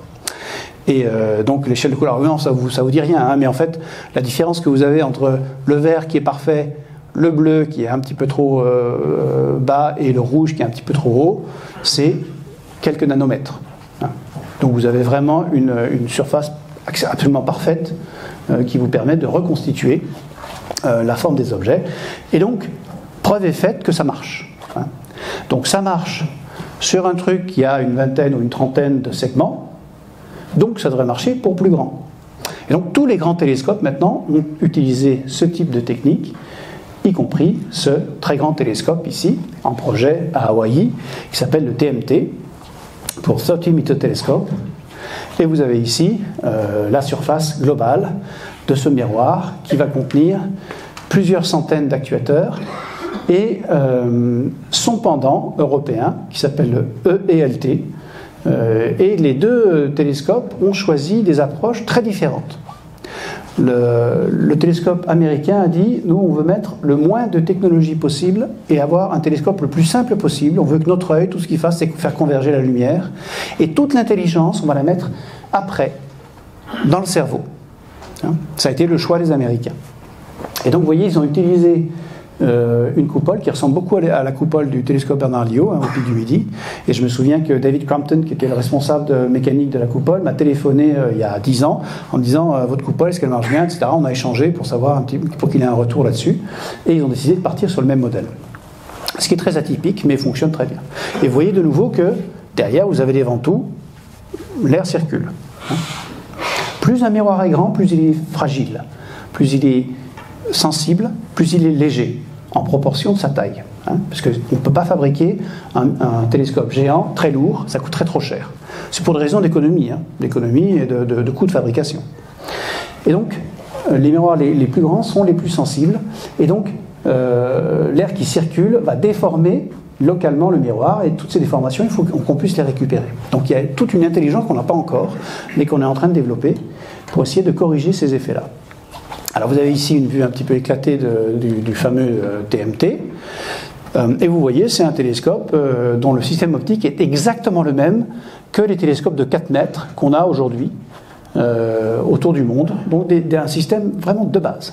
Et toute intelligence est mise dans les instruments que l'on place de chaque côté du télescope et dont la lumière est retransmise à travers ces miroirs ici rotatifs qui vont être pointés dans un instrument plutôt qu'un autre.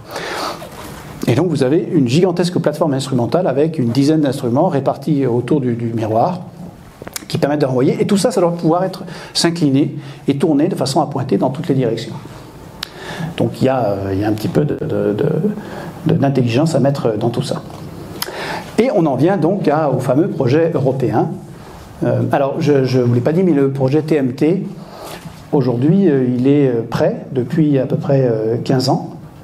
Et depuis 15 ans, il attend que l'environnement politique hawaïen lui permette de commencer sa construction.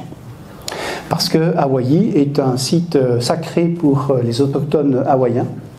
Et ils considèrent que construire un télescope sur leur dieu, ce n'est pas une bonne idée.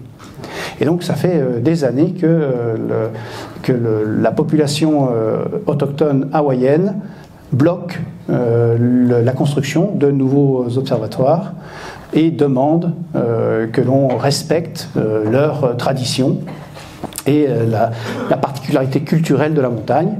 Et donc pour l'instant le TMT est bloqué. Hein. Donc il n'a pas commencé sa construction. Voilà, je n'émets aucun jugement d'aucune sorte, c'est juste factuellement. Pour l'instant, c'est très compliqué de construire des télescopes sur Hawaï en raison de ce blocage politique. Ce qui n'est pas le cas du Chili, parce que les Européens ont fait très très attention de respecter les traditions chiliennes. Et donc au Chili, on a réussi à trouver un site qui n'est pas très loin du site du VLT, hein, sur une montagne qui est un petit peu vers les Andes chiliennes, un petit peu plus haut, à 3000 mètres, sur lesquels on est en train de construire cette gigantesque montagne. Et je vous montrerai une photo récente, hein, qui date de 2 mois, où on voit que le site est bien avancé et qu'il commence à bien fonctionner.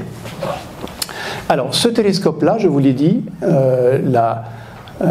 l'intelligence, le concept est complètement différent côté européen et côté américain. Les Européens ont décidé d'offrir un télescope qui avait toutes les facilités pour que derrière les instruments soient les plus simples possibles. Et donc, tous les corrections associée à l'atmosphère, donc l'optique active, adaptative, est instruite dans ce système optique. Et c'est un système optique à 5 miroirs qui ont tous une fonction particulière qui permettent de fournir une image la plus propre possible aux instruments qui seront sur les plateformes de foyer. Et donc vous avez ce miroir primaire, bien sûr, qui est un miroir segmenté, ça on n'a pas le choix. Juste pour vous donner une idée de la taille du miroir, vous voyez, là c'est le pic du Midi. Il y a quelques mois, Marc Kerel, qui est le responsable optique de l'ELT, est venu donner une conférence au Pic du Midi. Et vous voyez, il a mis la taille de l'ELT par rapport au Pic du Midi. Vous voyez, c'est pas petit. Hein. On le verrait d'ici, hein, si jamais il est construit là. Alors, chacun des segments ici est un segment qui épouse la forme globale. Donc, vous vous souvenez, hein, ça c'est 39 mètres de diamètre. Donc, vous avez 780 segments et 6 portions qui sont toutes équivalentes. Et chacun des segments ici est poli en fonction de la position qu'il a à cet endroit-là dans ce segment. Et donc, vous avez 133 formes différentes ici, répliquées 6 fois, et même 7 fois, puisque en temps de fonctionnement normal, il y a un segment complet qui permet de remplacer un à un en permanence les segments pour les réaluminiser. Vous savez, un miroir de télescope doit être nettoyé et réaluminisé régulièrement. Et donc, ils ont commencé à réfléchir à la façon d'opérer la plus simple possible et la moins impactante pour le fonctionnement permanent du télescope. Et la façon qu'ils ont trouvé de le faire, c'est d'avoir un segment supplémentaire qui permet de remplacer un à un les miroirs, de les envoyer, de les remplacer au fur et à mesure, hein, pour une façon qu'on puisse continuer à l'utiliser. Chacun des segments est équipé de toute cette série de capteurs pour mesurer et de pistons. Et vous avez de nouveau une capacité à la fois d'orienter le segment dans la bonne position, mais également de lui introduire des modifications d'un bout à l'autre du segment par actuateur, et donc de modifier le front d'onde associé à chacun des instruments. Et je ne sais pas si j'ai une image. Voilà, vous voyez, chacun des actuateurs ici permet de modifier la forme intrinsèque du miroir local pour rectifier les erreurs de polissage intrinsèques à la fabrication, mais aussi pour corriger des effets de deuxième et troisième ordre sur la forme du miroir, 780 fois donc sur toute la surface et plusieurs fois par seconde. Hein. La boucle d'asservissement ici est d'une trentaine de secondes. Le miroir secondaire est complètement équipé d'un système d'optique adaptative qui permet de récupérer à la fois une partie de déformation du miroir, parce que quelle que soit notre capacité à avoir ces 39 mètres carrés, enfin 39 mètres de diamètre répartis de façon la plus homogène possible, on fait des erreurs, et donc on peut récupérer ces erreurs-là grâce aux actuateurs, à la centaine d'actuateurs que vous avez sur le miroir secondaire, donc qui est la partie qui va réceptionner la lumière focale et qui va la renvoyer vers un miroir tertiaire. Et donc chaque miroir, comme ça, est équipé d'actuateurs, de correcteurs, de pistons et de systèmes d'asservissement qui permettent de comprendre en tout temps la forme de la réception du miroir pour corriger à la fois la forme intrinsèque du miroir, les effets de vent différenciés à la surface du télescope. Il est tellement grand qu'une bourrasque de vent peut secouer qu'une partie du miroir et pas l'autre, et donc il faut corriger que celle-ci. Et donc tout ça, c'est pris en compte. Hein. Les effets en permanence de l'atmosphère, des différences de température, des différences de pression, des différences de vitesse de vent, et bien sûr de la turbulence atmosphérique qui est au-dessus, qui est gigantesque, puisqu'on a un miroir qui est énorme. Et donc tous ces effets-là sont répartis à travers les différents miroirs. Et vous voyez la tour interne du miroir ici, que l'on voit. Alors on ne le voit pas, hein, mais c'est à l'intérieur du miroir primaire. Donc c'est la tour, elle fait ça, comme ça, ici. Donc c'est cette partie-là qu'on voit ici, sachant que ça fait 40 mètres de diamètre. Donc vous voyez que la tour, elle fait 40 mètres de haut. Hein. Et vous avez quelqu'un qui a réfléchi à, oui, mais s'il y a quelque chose qui ne va pas, comment on fait pour atteindre la surface? Est-ce que je l'ai montré? Voilà, vous avez ici l'escalier, les systèmes d'accès à la plateforme par étage pour avoir accès aux miroirs M4, M3, M2, M1, M5, de façon à pouvoir corriger in situ. Il faut qu'on puisse se déplacer dans cet gigantesque édifice sans impacter, sans démonter quoi que ce soit. Hein, tout doit être performant en permanence. Et donc chacun des miroirs a été pensé. Le miroir M3, il va corriger des effets de turbulence atmosphérique. Donc vous voyez, il y a une série d'actuateurs qui permet de fabriquer des vagues, hein, c'est ce que je vous dis tout à l'heure, à la surface du front d'onde pour les corriger. Et la boucle d'asservissement ici est de plusieurs milliers de fois par seconde. Hein. Donc c'est beaucoup plus rapide que les mouvements du vent ou de température ou de pression de l'atmosphère. Et donc tout ça c'est pris en charge par les miroirs successifs. Et ici, le M5, c'est un miroir qui est fabriqué en carbure de silicium. Et vous voyez où je veux en venir. Ce miroir a été fabriqué à Tarbes, à Bazette plus exactement, par l'entreprise Mersenne, hein, Mersenne ex-Boostech, qui donc a fabriqué non seulement le miroir, mais aussi la structure accrochante. Et donc, c'est un des fleurons de la formation de tous les miroirs en carbure de silicium, donc cette céramique qui est à la fois rigide, mais aussi transmet bien la température, enfin, des propriétés qui font que tous les miroirs des satellites actuels, qui ont besoin de bonnes qualité optique, sont fabriqués avec ce miroir. Donc Euclide a été complètement fabriqué par Mersenne Boostech et donc le M5 du télescope de l'ELT. Voilà, donc je vais passer rapidement et voilà, je vais vous montrer quand même cette animation. Si elle marche, voilà. Vous voyez que l'intérêt c'est de vous montrer que ça bouge. Et alors on va voir les gens qui passent de temps en temps et ils ne sont pas grands. Hein.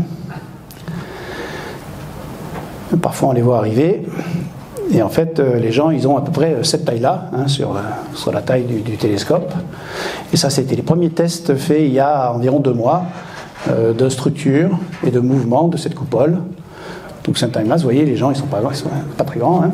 Donc c'est vraiment quelque chose qui est totalement délirant, hein.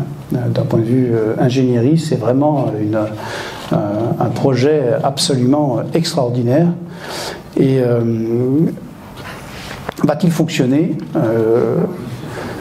Probablement, hein, parce qu'on peut faire confiance aux Européens pour fabriquer quelque chose qui marche. Vous savez, il y a une façon de fonctionner qui est différente entre l'Europe et les États-Unis. Aux États-Unis, on essaye, puis ça casse, on recommence. En Europe, on va travailler très très très longuement jusqu'à qu'on soit sûr que ça marche, et à ce moment-là, on met en route. Voilà. Et donc c'est beaucoup plus long d'aboutir à un projet, mais en général, ça marche. Voilà. Alors que les Américains, c'est Elon Musk. Hein, il va faire lancer son lanceur qui va exploser 10 fois. Il aura appris et à la fin, ça marchera. Voilà. Et donc les Européens, ils ont chacun leur technique. Bien. Pardon, le coût d'un programme de ce type. Alors ça à peu près 1 milliard d'euros. Et rapporté en proportion à un coût d'un programme d'un télescope spatial, l'ordre de grandeur, alors je dirais que le coût de l'ELT, c'est à peu près le coût d'une mission spatiale vers Mars. Même pour le moment un peu moins. Pour vous donner un ordre d'idée, les rovers martiens ils coûtent environ 2 milliards d'euros, hein, à déposer sur Mars. Tout compris, hein, lanceur, tout compris. Un coût d'un projet international comme ça, c'est autour d'1 milliard d'euros. C'est compliqué de dépenser davantage que ça parce que les États ne s'engagent plus. Au-delà de ça. Alors ça reste, c'est des sommes qui sont importantes, hein, mais ça reste des sommes qui sont relativement faibles par rapport au budget que l'on peut comparer par ailleurs dans les États eux-mêmes. Et donc, pour fabriquer un télescope géant, il faut de toute façon un consortium international aujourd'hui. Tous les télescopes géants sont construits par des équipes internationales. Et ce n'est que le coût du télescope. Derrière, les instruments arrivent en sus.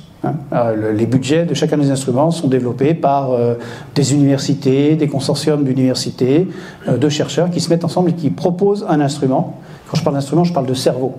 Et là, je vais vous en présenter 2. Il y a des centaines d'instruments qui sont en préparation. Je vous en présente deux. Et je vous montre juste cette image de la page du VLT, où vous avez chacun des télescopes ici. Donc il y a les 4 télescopes de 8 mètres et tous les instruments associés à ce télescope qui sont offerts à la communauté. Donc vous voyez, chacun des télescopes peut accueillir 4 instruments. Il y a 4 télescopes, ça fait 16 instruments en tout. Et je vais vous montrer dans cette batterie d'instruments une image, donc des animations qui vous montrent la complexité de chacun des instruments en soi. Et de voir un petit peu que quand je parle de cerveau, c'est pas une bêtise, hein, c'est vraiment ça qu'on met derrière les télescopes. Et c'est autant le cerveau que le télescope, que l'œil, qui fait que l'instrument est puissant. Donc vous avez ici le système d'optique adaptative qui a été développé pour déflouter l'atmosphère pour un des instruments qui s'appelle MUSE, que je vous montrerai après, qui est un instrument extraordinaire qui fabrique un spectre par pixel, 1 million de spectres sur une image prise directement sur le ciel. Et donc le système d'optique adaptative, c'est Galaxy, c'est celui qui est là. Et vous voyez que c'est un système un peu complexe où on renvoie la lumière à partir d'une image fabriquée d'une étoile artificielle qu'on appelle Laser Guide Star et qui analyse la forme du front d'onde associé à cette image et qui la corrige toutes les 30e de seconde de façon à ce que l'image soit la plus propre possible quand elle arrive à l'instrument. Donc là, le télescope est là, la lumière arrive, première analyse du front d'onde, une fois que la lumière a été corrigée des effets atmosphériques, il entre dans l'instrument.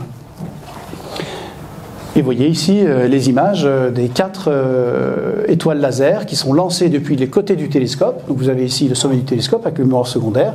Le miroir primaire est là. Vous lancez des étoiles laser dont le seul but est d'ioniser le sodium à côté du champ que vous allez observer pour former une étoile artificielle dont la forme va être analysée pour corriger les effets de turbulence atmosphérique. Et ça, c'est fait toutes les 30e de seconde. Voilà. Donc là, il y a 4 images, ça me permet de corriger un champ plus grand. Et donc ça, c'est le système d'optique adaptative. Et ensuite, derrière, vous avez l'instrument. Et l'instrument, le voilà. Donc la lumière de cette galaxie ici, que vous observez, elle entre par ce faisceau. Et vous allez voir l'effet de toute cette optique ici sur la lumière que l'on va analyser. Donc cette lumière est transportée d'abord dans un miroir qui va modifier la forme, la déformer. Elle va passer à travers un dissecteur d'image qui va couper l'image en sous-parties, verticalement. Et là, on va suivre la partie bleue de cette image, ici, à travers l'autre partie du spectrographe. Donc cette lumière-là est renvoyée à travers un des 27 spectrographes qui va recouper la lumière de nouveau. Donc, vous voyez, chacune des bandes ici est une sous-partie, donc c'est une copie de la partie bleue qu'on voit.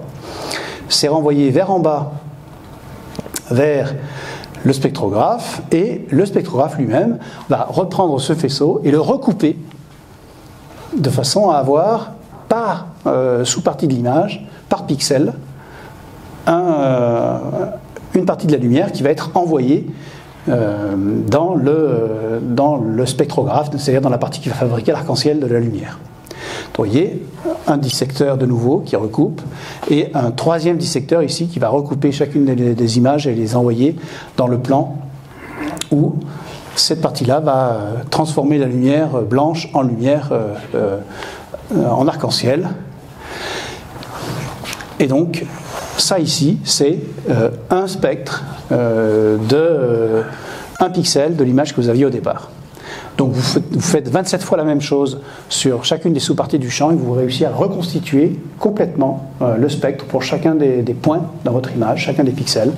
Et c'est le but de cet instrument, MUSE, qui a été construit à Lyon, donc par une équipe française, et qui est vraiment le fleuron de l'observation extragalactique mondiale. Voilà, donc ça c'est un type de cerveau qu'on fait aujourd'hui. Un instrument comme ça, c'est 50 millions d'euros. Hein. Donc il faut un consortium pour le fabriquer. Dernière, et je vous promets que je vous relâche après ça, si vous me donnez... voilà, vous voyez, on reconstitue l'image en question. Et la dernière image, c'est un autre instrument qui, lui, est utilisé au VLTI. Donc lui, il va utiliser 4 télescopes de 8 mètres, plus 2 télescopes de 4 mètres. Et donc la lumière provient d'une étoile lointaine. Je vais enlever le faisceau là. Et elle voyage des centaines d'années-lumière jusqu'à la Terre, elle traverse l'atmosphère, et elle arrive au Chili. Et au Chili, elle arrive dans un des 4 télescopes du VLT, dont vous reconnaissez la forme ici, les 4 grands miroirs. Donc elle entre dans ce télescope-là, et là, elle va être redirigée vers la partie interférométrique. Donc là, le balai des réflexions arrive, première, secondaire, tertiaire, il y a une dizaine de miroirs qui renvoient la lumière de ce faisceau dans le laboratoire qui va l'analyser. Et qui va surtout s'arranger pour que les faisceaux des 4 télescopes arrivent exactement en même temps, au même endroit, pour pouvoir les combiner. Parce qu'il faut avoir exactement la même longueur optique pour pouvoir fabriquer une image à partir de cette combinaison interférométrique. Et donc vous voyez, ça fait beaucoup de réflexions. Alors bien sûr, ce faisceau doit être corrigé de la turbulence atmosphérique, c'est ce qu'on fait ici, par cette analyse du front d'onde. Donc on corrige le front d'onde, et on fait cet exercice pour les 4 faisceaux indépendamment. Donc on va reculer, et on va voir ce qui se passe une fois que chacun des faisceaux a été proprement analysé, renvoyé, et qu'il arrive en même temps sur le miroir. Donc vous voyez, les 4 télescopes ont été combinés. Chacun renvoie leur faisceau dans les lignes de délai, et une fois que ça a été combiné et nettoyé, c'est envoyé dans l'instrument lui-même. Donc ça, c'est avant l'instrument. Et maintenant, on arrive à l'instrument qui va combiner les faisceaux. Vous allez voir que, pourquoi faire simple quand on peut faire compliqué, cet instrument doit arriver à combiner ces faisceaux à la nanoseconde près, à la fois nanomètres et nanosecondes, donc c'est très très précis. Et donc on a besoin d'une série de miroirs qui permettent d'ajuster très très précisément la position de chaque faisceau. Et vous voyez que on utilise toute une série de miroirs optiques et de systèmes optomécaniques pour pouvoir reconstituer chacun des faisceaux et les combiner. Donc ça, c'est l'image qu'on veut obtenir. Et pour le faire, on a un sous-système qui nous permet de corriger les derniers effets de turbulence par un système de fibre optique qui s'enroule autour d'un anneau que l'on va voir ici. Donc ces fibres optiques qui s'entourent autour d'un cylindre dont la température varie, qui permet de modifier le coefficient d'expansion des fibres optiques et pour corriger les effets minimaux de différence entre les différents faisceaux. C'est ce qu'on fait ici. Et ensuite, chacun des faisceaux est dédoublé, analysé en polarisation et renvoyé pour être combiné finalement. Vous voyez, chacun des faisceaux arrive et chacun est combiné. Donc ça fait 8 faisceaux en tout qui aboutissent à une combinaison qui permet de générer des franges d'interférence. Et ces franges d'interférence sont combinées ensuite pour reconstituer l'image tridimensionnelle qui nous intéresse.